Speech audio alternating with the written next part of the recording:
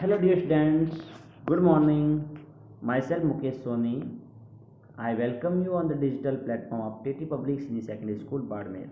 Today's our topic is slow and fast reaction. Slow and fast reaction.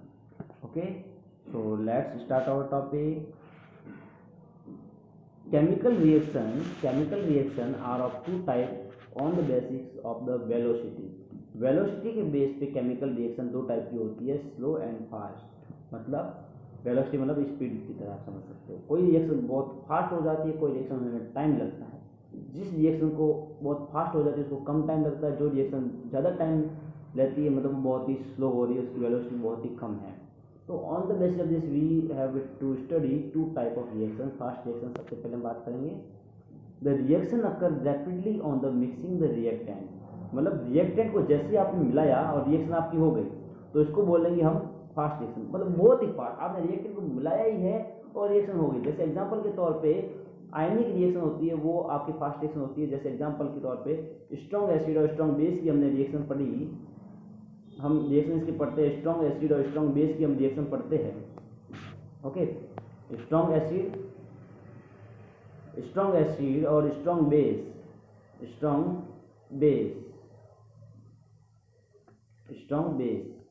Strong acid और strong base को जैसे ही आपने मिलाया और रिएक्शन हो गई। स्ट्रॉन्ग एसिड कौन सा है इसमें आप जानते हो स्ट्रॉन्ग एसिड, इसमें स्ट्रॉन्ग एसिड होता है HCl, स्ट्रॉन्ग एसिड और ये है स्ट्रॉन्ग बेस। ओके, और स्ट्रॉन्ग एसिड स्ट्रॉन्ग बेस ये हो गया और स्ट्रॉन्ग एसिड हो गया ये HCl स्ट्रॉन्ग एसिड। तो जैसे आपने NaOH और HCl को मिलाया और NaCl आपका बन गया, आपको प्रोडक्ट बन गया है NaCl, आपको प्रोडक्ट के फॉर्म में NaCl बन गया। और इस रिएक्शन को आप विश्वास नहीं करेंगे 10⁻⁻10 सेकेंड लग रहा है। मतलब 1 सेकेंड का 10⁻10 पार्ट, एक सेकेंड का 10⁻10 पार्ट आप समझ सकते हो। जैसे कि मैं अगर 10⁻⁻2 सेकेंड कहूँ, इसका मतलब क्या होता है 1 सेकेंड का 100वां पार्ट। अब 1 सेकेंड इतना छोटा, 1 सेकेंड का 100वां पार्ट कितना होता है। चलो 1 सेकेंड अगर 10⁻⁻1 सेकेंड में कह दो तो 1 सेकेंड का 10वां पार्ट, ये भी बहुत बड़ी बात है। ओके, तो 1 सेकेंड के 10⁻10 पार्ट लग जाता है, इतना कम टाइम। आप इतना विश्वास नहीं कर सकते। मतलब आपने डाला ही और ये तुम्हारा प्रोडक्ट बन चुका है। ऐसी नेचर के अंदर ऐसी बहुत सी अमेजिंग चीज़ें हैं जिस पर हमें विश्वास नहीं होगा, लेकिन वो है। और साइंटिस्ट कितना भी खोजते रहे, इसका हमेशा कुछ ना कुछ नया मिलता जाए, कभी इसका कोई एंड नहीं है एक्सटर्नल रूप से। ओके, सो आगे हम बात करते हैं, दूसरा एग्जांपल और बात कर लेते हैं हम। AgNO3 हम ले लेते हैं।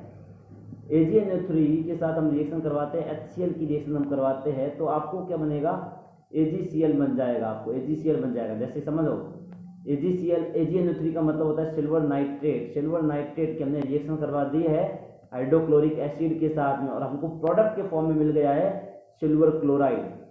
सिल्वर क्लोराइड कैसा होगा? सिल्वर क्लोराइड का आप पहचान सकते हो कि आपके रिएक्शन के अंदर व्हाइट प्रेसिपिटेट बन जाएगा। आपका जो बीकर होगा, बीकर के अंदर आप जैसे AgNO3 मिलाओगे, फिर उसमें HCl मिलाओगे, रिएक्शन हो जाएगी। आप देखोगे उसमें कुछ व्हाइट फोर्स पार्टिकल्स नजर आएंगे, कुछ पाउडर लाइक पार्टिकल नजर आएंगे, कुछ पपड़ी जैसी नजर आएगी। वो क्या होगा? वो सिल्वर क्लोराइड होगा। डालते ही रिएक्शन हो जाएगी। ओके, और इसके अलावा और मैं बात करूँ तो फोटोसिंथेसिस होती है, वो भी आपकी बहुत फास्ट होती है। फोटोसिंथेसिस का जो हाफ पीरियड ऑफ टाइम होता है, वो भी बहुत कम होता है। हाफ पीरियड ऑफ टाइम का मतलब आप समझ सकते हो कि टोटल रिएक्टेंट को प्रोडक्ट कन्वर्ट होने में जो हाफ टाइम लगा, देखो हाफ पीरियड ऑफ टाइम जो है इसका कितना होता है 10⁻12 second. Half period of time T1/2, मतलब आधी रिएक्शन को कंप्लीट होने में जो टाइम लगता है उसको बोलते हैं हाफ पीरियड ऑफ टाइम। जैसे कि the time taken for half of the reactant to convert the product, convert into the product, half of the reactant to convert into product. आप समझ सकते हो इसको। जैसे फॉर एग्जांपल मेरे पास टोटल रिएक्टेंट का अमाउंट 4 है और उस टाइम में प्रोडक्ट कितना था? प्रोडक्ट 0 था। अब रिएक्शन प्रोसीड होगी तो रिएक्टेंट सीधी सी बात है कम होता जाएगा, रिएक्टेंट 3 बच गया। तो उसी टाइम में प्रोडक्ट कितना बच जाएगा? प्रोडक्ट उसमें मतलब 1 अमाउंट जो था वो प्रोडक्ट में कन्वर्ट हो चुका है। बाकी हम जानते हैं केमिकल रिएक्शन में ओवरऑल रिएक्शन ओवरऑल मास ना तो क्रिएट होता है ना डिस्ट्रॉय होता है, वो केवल चेंज एक्सचेंज हो रहा है। मतलब रिएक्टेंट में अगर ज़्यादा होगा तो फिर प्रोडक्ट में जाके वो बढ़ जाएगा, वो रिएक्टेंट कम होता जाएगा, प्रोडक्ट बढ़ता जाएगा। ओके, और रिवर्सिबल रिएक्शन हमने आगे हम पढ़ेंगे, दोनों बराबर रहता है। तो अब धीरे धीरे रिएक्टेंट क्या हो जाएगा, रिएक्टेंट 2 हो जाएगा और आपका प्रोडक्ट भी 2 हो जाएगा। तो अब इसका मतलब आप समझ सकते हो, आपका पहले रिएक्टेंट 4 था, 4 अमाउंट था, 4 मोल था, अब वो 2 मोल रह गया, 2 अमाउंट रह गया, हाफ पीरियड हो चुका है, हाफ रिएक्शन कंप्लीट हो चुका है। हाफ रिएक्शन को कंप्लीट होने में जो टाइम लगेगा वो half period of time T1/2 कहते हैं, और फोटोसिंथेसिस रिएक्शन का half period of time 10⁻12 second, half period of time 10⁻12 second. कितनी अमेजिंग बात हो रही है यहाँ पे। ओके, उसके बाद बात आती है स्लो रिएक्शन। स्लो रिएक्शन क्या है फिर, फास्ट रिएक्शन समझ में आ चुकी है। स्लो रिएक्शन जिसको लगभग महीनों लग जाएंगे रिएक्शन को होने में, घंटों लग जाएंगे, महीनों लगेंगे, सालों लगेंगे, घंटों लगेंगे, उसको बोलेंगे स्लो रिएक्शन। जैसे rusting of iron, rusting of iron आप जानते हो, रस्टिंग होने में कितना ज़्यादा टाइम लग जाता है। कोई लोहा जंग लगती है तो जंग लगने में, खराब होने में इसको सालों लग जाते हैं। ये बहुत अच्छा एग्जाम्पल है रस्टिंग आप समझ सकते हो केमिकल रिएक्शन के द्वारा। यहाँ पे रस्टिंग में क्या होता है, रस्टिंग में आयरन होता है, आयरन रिएक्शन करता है वाटर के साथ में, आयरन रिएक्शन कर रहा है, आयरन रिएक्शन कर रहा है ऑक्सीजन के साथ में, ऑक्सीजन और साथ में वाटर भी है यहाँ पे, और आपको प्रोडक्ट के फॉर्म में रस्ट बन गई। रस्ट का फॉर्मूला क्या होता है, Fe2O3 3H2O, याद रखोगे Fe2O3 3H2O रस्ट का फॉर्मूला होता है। इसके अलावा और भी एग्जाम्पल हम पढ़ सकते हैं, KClO3 potassium chloride, potassium chloride को जैसे हमने गर्म किया, पोटेशियम क्लोराइड और ऑक्सीजन में चेंज हो गई, ये भी बहुत फास्ट होता है। एसिटिक एसिड, विनेगार के अंदर इथेनॉल मिला दिया, एल्कोहल मिला दिया और CH3COCH2H5 इथाइल एसीटेट बन गया। इथाइल एसीटेट जिसकी जो स्मेल होती है वो फ्रूट की तरह होती है। फ्लेवरिंग एजेंट में मिलाते हैं हमारे जो आइसक्रीम में, चॉकलेट में, कई तरह से फ्लेवरिंग एजेंट के फॉर्म में इथाइल एसीटेट मिलाते हैं जिसकी स्मेल फ्रूट की तरह होती है। ये भी रिएक्शन होने में बहुत ज़्यादा टाइम लगेगा, बहुत घंटों लग जाएंगे, दिनों लग जाएंगे, महीनों लग जाएंगे। तो उसके बाद आगे हम बात करते हैं रिवर्सिबल और इरिवर्सिबल रिएक्शन के बारे में। तो slow and fast reaction I hope clear होगा। तो अब हम बात करते हैं रिवर्सिबल एंड इरिवर्सिबल रिएक्शन के बारे में। तो सबसे पहले इरिवर्सिबल रिएक्शन क्या है। In this reaction reactant react to form product, reactant react to form product, they only occur in one direction। Yes, ध्यान दोगे बच्चों, इसको अंडरलाइन भी करोगे, अपनी कॉपी में भी लिखोगे, वन डायरेक्शन में हो रहा है। ओनली रिएक्टेंट प्रोडक्ट में कन्वर्ट हो चुके हैं, प्रोडक्ट वापस रिएक्टेंट में कन्वर्ट नहीं होंगे। इरिवर्सिबल रिएक्शन मतलब रिएक्टेंट का अमाउंट धीरे धीरे कम होता जाएगा, इसमें कंसंट्रेशन ऑफ रिएक्टेंट डिक्रीज, मतलब रिएक्टेंट धीरे धीरे क्या होता जाएगा, रिएक्टेंट धीरे धीरे कम होता जाएगा। Reactant concentration of reactant decrease slowly, 4 से 3, 3 से 2, 2 से 1, 1 से 0 हो जाएगा। और कंसंट्रेशन ऑफ प्रोडक्ट बढ़ रहा है बच्चों, देखो ध्यान दोगे, कंसंट्रेशन ऑफ प्रोडक्ट बढ़ रहा है। प्रोडक्ट 0 से 1, 1 से 2, 2 से 3, 3 से 4 हो जाएगा, जो अभी हमने बात की थी। तो ये irreversible reaction. Okay, when this chemical reaction are written in form of chemical equation, इसके लिए साइन जो डिनोट करते हैं, इसके लिए साइन बहुत ही गजब का साइन होता है, ध्यान देंगे, ये साइन इसमें मुकाम लिया जाता है। ये हम मोस्टली केमिकल रिएक्शन में साइन लिख रहे हैं, वो किसका साइन है, वो आपका साइन है इरिवर्सिबल रिएक्शन का, क्योंकि ज़्यादातर रिएक्शन हमने जो पढ़ी है वो इरिवर्सिबल होती है। एग्जाम्पल के तौर पे बहुत सारे एग्जाम्पल हमने पहले भी पढ़े थे, अभी और देख सकते हैं हम। मीथेन गैस जो है, मीथेन गैस के साथ में ऑक्सीजन कंबाइन हो रही है, मीथेन गैस के साथ में ऑक्सीजन कंबाइन हो रही है और साथ में आपका कार्बन डाइऑक्साइड बन रहा है, तो अब मीथेन ऑक्सीजन के साथ में बर्न होगी, कार्बन डाइऑक्साइड बन जाएगा। कार्बन डाइऑक्साइड से वापस मीथेन थोड़ी हमें मिलेगा, तो ये क्या हो गया, ये इरिवर्सिबल रिएक्शन। मतलब रिएक्टेंट प्रोडक्ट में बदल जाएंगे, प्रोडक्ट से वापस हमें रिएक्टेंट कभी ओरिजिनल फॉर्म में कभी वापस नहीं मिलेगी, उसको बोलते हैं इरिवर्सिबल रिएक्शन। जैसे दूध से दही बन रहा है, दही से दूध वापस कभी नहीं बनेगा, लकड़ी को जलाओगे वापस लकड़ी नहीं मिलेगी कभी। ओके, तो ये क्या हो गया, ये हो गया हमारी इरिवर्सिबल रिएक्शन। कोयला, कार्बन को आप जलाओ, कार्बन डाइऑक्साइड बन जाएंगे, अब कार्बन डाइऑक्साइड से वापस कार्बन हमें कोयला कभी नहीं मिलेगा, तो इरिवर्सिबल रिएक्शन। ओके, तो समझ में आ चुका बच्चों आपको। आगे भी आप देख सकते हो, बहुत सारे हम एग्जाम्पल लेंगे आज हम इसके बारे में और डिटेल में बात करेंगे पूरा।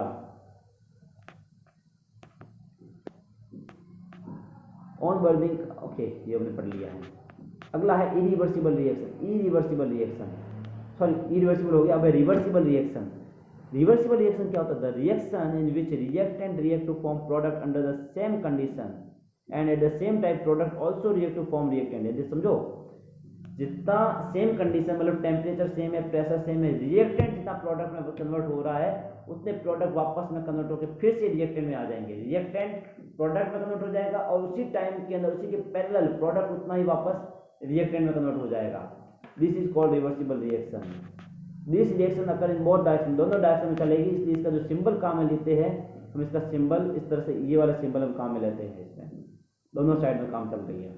और एक बात जो कंसंट्रेशन ऑफ रिएक्टेंट जो थी वो इरिवर्सिबल के अंदर कम होती जा रही है, धीरे धीरे रिएक्टेंट खत्म हो जाता था, रिएक्टेंट जीरो हो जाता था लास्ट में, 4 से 3, 3 से 2, 2 से 1, 1 से 0। लेकिन reversible reaction never be zero, reversible reaction never be zero, कभी भी रिएक्शन का जो अमाउंट होगा वो जीरो नहीं होगा और ये रिएक्शन दोनों डायरेक्शन में चलती है, बोथ डायरेक्शन में चलती है, ध्यान दोगे इसको। ओके, और ऊपर वाली लाइन थी आपने अंडरलाइन कर ली होगी, ऊपर वाली लाइन क्या थी ऊपर वाली लाइन क्या थी आपने देखा है अभी, जो at the under the same condition reactant react to form product and at the same time product also reactant to form reactant, same time product also react to form reactant, मतलब reaction से reactant से product, product से reactant, दोनों direction में चल रही है। जैसे देखो एग्जांपल से A plus B, A plus B, A plus B जो है वो C और D बना रहा है, C और D बना रहा है। तो C और D वापस मिलके क्या बना रहे हैं, A और B मिलके C और D बना रहा है, दूसरे इसके अपोजिट C और D मिलके वापस A और B बना रहा है। एग्जाम्पल से भी समझ सकते हो, जैसे मान लो यहाँ पर ये 4 + 2 है और ये 2 + 4 है, ठीक है। A मान लो 4 है, वो कन्वर्ट हो गया 4 + 2 मिलके 2 + 4 बन गए, तो 2 + 4 भी वापस से 4 + 2 में आ गए। मतलब ओवरऑल रिएक्टेंट साइड और प्रोडक्ट साइड अमाउंट क्या रहेगा, अमाउंट लगभग ऑलमोस्ट, अगर इक्विलिब्रियम कंडीशन है तो इक्वल रहेगा। ओके, ओवरऑल इस तरह से रहेगा 4 + 2, 2 + 4, तो A प्लस बी कन्वर्ट होकर C प्लस डी में कन्वर्ट हो चुके, C प्लस डी फिर से A प्लस बी में चेंज हो जाएंगे। ओके, तो दोनों रिएक्शन साइमल्टेनियसली चलती रहेगी। देखो अब A प्लस बी जो C प्लस डी में कन्वर्ट हो रहा है इसको हम बोलते हैं फॉरवर्ड रिएक्शन, क्या बोलेंगे, फॉरवर्ड रिएक्शन। और दूसरी तरफ C प्लस डी वापस A और B में कन्वर्ट हो रहा है, इसको हम क्या बोलेंगे, इसको हम बोलेंगे बैकवर्ड रिएक्शन।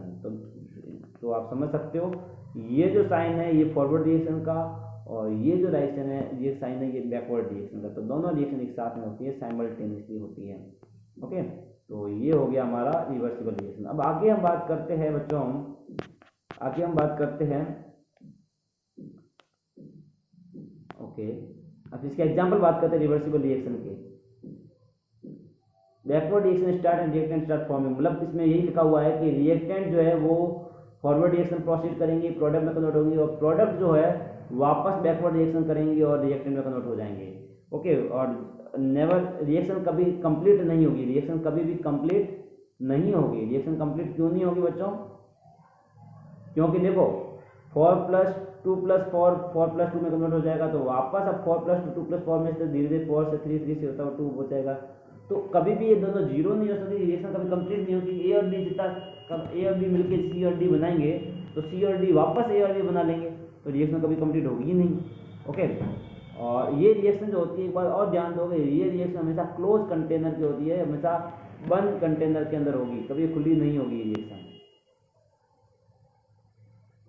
अगर गैस अगर यहाँ पे बन रही है, अगर कब क्लोज कंटेनर होगी, जब यहाँ पे गैस बन रही होगी, जब यहाँ पे गैस की हम बात, जब गैस फॉर्म हो रही होगी तब ये रिएक्शन क्लोज कंटेनर होगी। जैसे एग्जांपल से समझना रिवर्सिबल रिएक्शन के N2 + 3H2, नाइट्रोजन के साथ आपने हाइड्रोजन मिलाई, नाइट्रोजन के साथ जैसे आपने हाइड्रोजन मिलाई आपको क्या बन गया, अमोनिया बन गया। अमोनिया वापस नाइट्रोजन हाइड्रोजन में कन्वर्ट हो जाएगा, अमोनिया फिर से नाइट्रोजन और हाइड्रोजन में कन्वर्ट हो जाएगा, तो रिएक्शन दोनों डायरेक्शन में चलती रहेगी। उसी तरह से H2O + H2CO3, H3O+ बन गया, तो इस H3O+ बन गया, हाइड्रोनियम आयन बन गया, water + carbonic acid, hydronium ion बन गया, हाइड्रोनियम आयन और HCO3- फिर से H2 और H2CO3 में कन्वर्ट हो जाएंगे, तो ये रिएक्शन दोनों डायरेक्शन में चलती रहेगी।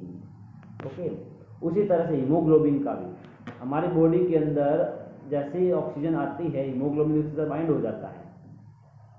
ओके, हीमोग्लोबिन उसके साथ बाइंड हो जाता है और वो आगे जाके वो ब्लड के अंदर हमारे सेल के अंदर ऑक्सीजन छोड़ देता है। उसी टाइम में वापस कार्बन डाइऑक्साइड उसके साथ जुड़ जाती है। तो ऑक्सीजन का वापस जुड़ निकलना और कार्बन डाइऑक्साइड का जुड़ना लगातार चलता है। तब कार्बन डाइऑक्साइड फिर हीमोग्लोबिन के साथ आ जाएगी, फिर ऑक्सीजन जुड़ जाएगी। इस तरह से ऑक्सीजन कभी हीमोग्लोबिन के साथ ऑक्सीजन जुड़ेगी, कभी उसके साथ कार्बन डाइऑक्साइड जुड़ेगी, रिएक्शन लगातार चलती रहेगी। अगला है ऑक्सीडेशन एंड रिडक्शन रिएक्शन। इसको भी बच्चों समझेंगे। ऑक्सीडेशन रिडक्शन रिएक्शन क्या होती है? In chemistry oxidation reduction reaction are very important, बहुत इंपॉर्टेंट होती है। Many biological, physical and chemical reaction are related to this. लगातार चलती थी। Generally all the element react with O2 and H2। देखो सारे के सारे रिएक्टेंट होते हैं। बेसिक जो रिएक्शन की बात करें तो ऑक्सीजन और हाइड्रोजन के साथ मोस्टली रिएक्शन होती है। तो ऑक्सीजन के साथ अगर कोई रिएक्शन हो रही है तो उसको ऑक्सीडेशन रिएक्शन कहेंगे, और हाइड्रोजन के साथ कोई रिएक्शन हो रही है तो उसको रिडक्शन रिएक्शन कहेंगे। या ऑक्सीजन का जुड़ना ऑक्सीडेशन रिएक्शन, हाइड्रोजन का जुड़ना रिडक्शन रिएक्शन, ऑक्सीजन का निकलना रिडक्शन रिएक्शन, हाइड्रोजन का निकलना ऑक्सीडेशन रिएक्शन। तो ऑक्सीजन और हाइड्रोजन जुड़ रही है या फिर निकल रही है, रिएक्शन में एड ऑन हो रही है या रिएक्शन से प्रोडक्ट में कन्वर्ट हो रही है, प्रोडक्ट साइड में बढ़ रही है या रिएक्टेंट साइड में बढ़ रही है, इसके अकॉर्डिंग ऑक्सीडेशन और रिडक्शन रिएक्शन होगा ही। इसको हम ऑक्सीडाइजेशन रिड्यूसिंग एजेंट भी कह सकते हैं। कैसे? जो रिएक्टेंट के साथ ऑक्सीजन को जो एड ऑन कर रहा है वो ऑक्सीडाइजिंग एजेंट, और रिएक्शन के साथ जो हाइड्रोजन एड ऑन कर रहा है वो रिड्यूसिंग एजेंट। तो मतलब रिएक्शन के अंदर जो ऑक्सीजन को जोड़ने में जो हेल्प करेगा वो है ऑक्सीडाइजिंग एजेंट, जो हाइड्रोजन को जोड़ने में हेल्प करेगा वो हो जाएगा रिड्यूसिंग एजेंट। या फिर जो ऑक्सीडेशन रिएक्शन में जो हाइड्रोजन को रिमूव करने में हेल्प करेगा वो भी ऑक्सीडाइजिंग एजेंट, और रिडक्शन रिएक्शन में ऑक्सीजन को रिमूव करने में जो हेल्प करेगा वो भी रिड्यूसिंग एजेंट। एग्जाम्पल समझ में आएगा बच्चों, है ना? तो इसको हम 4 टाइप से इसको एग्जाम्पल को हम समझेंगे। पहला हम समझ रहे हैं oxidation reduction on the basis of combination and dissociation of oxygen. Combination of oxygen या फिर डिसोसिएशन ऑफ ऑक्सीजन, इसी बेस पे हम समझते हैं ना। पहला टाइप, अगर ऑक्सीजन का अगर एड ऑन हो रहा है, अगर ऑक्सीजन एडिशन होगा तो इसको बोलेंगे ऑक्सीडेशन। और दूसरी तरफ अगर रिमूवल ऑफ ऑक्सीजन होगा तो इसको हम बोलेंगे हम रिडक्शन रिएक्शन। यस बच्चों, समझ आ गया? ऑक्सीजन जुड़ रही है ऑक्सीडेशन, और ऑक्सीजन रिमूव हो रही है रिडक्शन रिएक्शन। देखो एग्जाम्पल से देखना बच्चों, Mg+O2 मैग्नीशियम है, मैग्नीशियम के साथ ऑक्सीजन जुड़ गई और मैग्नीशियम ऑक्साइड बन गई। तो मैग्नीशियम जो कन्वर्ट हो गया मैग्नीशियम ऑक्साइड में। तो बच्चों ध्यान देना, यहाँ पे ऑक्सीडेशन हो किसका रहा है? मैग्नीशियम ऑक्साइड में कन्वर्ट हो चुका है। इसका मतलब क्या है? मैग्नीशियम के साथ ऑक्सीजन जुड़ गई तो मैग्नीशियम का ऑक्सीडेशन हो गया है। मैग्नीशियम के साथ में ऑक्सीजन का एड ऑन हो गया। ऑक्सीजन का क्या हो गया? एड ऑन हो गया। यहाँ पे ऑक्सीजन का यहाँ पे क्या हो गया है? ऑक्सीजन का एड ऑन हो गया है, इसलिए क्या है? ऑक्सीडेशन रिएक्शन है। उसी तरह से सल्फर के साथ ऑक्सीजन जुड़ेगी, सल्फर डाइऑक्साइड बन जाएगी। तो वहां पर भी किसका ऑक्सीडेशन हो रहा है? बच्चों ध्यान देंगे, यहाँ पे बहुत लोग गलती करते हैं। यहाँ पे सल्फर के साथ ऑक्सीजन जुड़ रही है। किसके साथ ऑक्सीजन जुड़ रही है? सल्फर के साथ ऑक्सीजन जुड़ रही है, तो सल्फर का ऑक्सीडेशन हो रहा है। Sulphur is oxidised, okay, sulphur is oxidised here. Okay, उसी तरह से आगे रिमूवल ऑफ ऑक्सीजन के बेस पे KClO3 पोटेशियम क्लोरेट को देखो, यहाँ पे पोटेशियम क्लोरेट में पहले O3 था लास्ट में, और O3 से ऑक्सीजन निकल चुकी है, KCl में बदल चुकी है। KClO3 से ऑक्सीजन निकल गई, तो ये क्या हो गया? KClO3 का क्या हो गया? रिडक्शन हो गया। तो KClO3 इज रिड्यूसिंग। यहाँ पे रिडक्शन किसका हो रहा है? रिड्यूसिंग। KClO3 रिड्यूसिंग हो रहा है, रिडक्शन हो रहा है KClO3 का। यहाँ पे KClO3 का यहाँ पर रिडक्शन हो रहा है। ओके, उसी तरह से इसका उल्टा, पहले का जो रिएक्शन पड़े उसका उल्टा हम कर लेते हैं। मैग्नीशियम ऑक्साइड में से मैग्नीज और ऑक्सीजन बन गई। थोड़ा सा इसको इम्बैलेंस भी है, ये O2 होगा। तो मैग्नीशियम ऑक्साइड में से मैग्नीशियम हट गई। देखो मैग्नीशियम ऑक्साइड मैग्नीज में कन्वर्ट हो गई, तो मैग्नीशियम ऑक्साइड का रिडक्शन हो चुका है। तो इस तरह से आपको समझ में आ गया होगा, ऑक्सीजन अगर जुड़ती है कहीं पे ऑक्सीजन जुड़ रही है कहीं पे, मैग्नीशियम से मैग्नीशियम ऑक्साइड ऑक्सीजन जुड़ रही है, और मैग्नीशियम ऑक्साइड से मैग्नीज ऑक्सीजन हट रही है, तो रिडक्शन। तो कल हम बात करेंगे और भी इसके अलग अलग तरीके से हम ऑक्सीडेशन रिडक्शन को समझेंगे। तो इसी के साथ में आज की क्लास हम और वाइंड अप करते हैं। इसी के साथ सबको thank you, I hope you understand this. अगर आपको कहीं डाउट है तो आप मुझे व्हाट्सएप पर मैसेज भी कर सकते हैं। Thank you everyone, take care.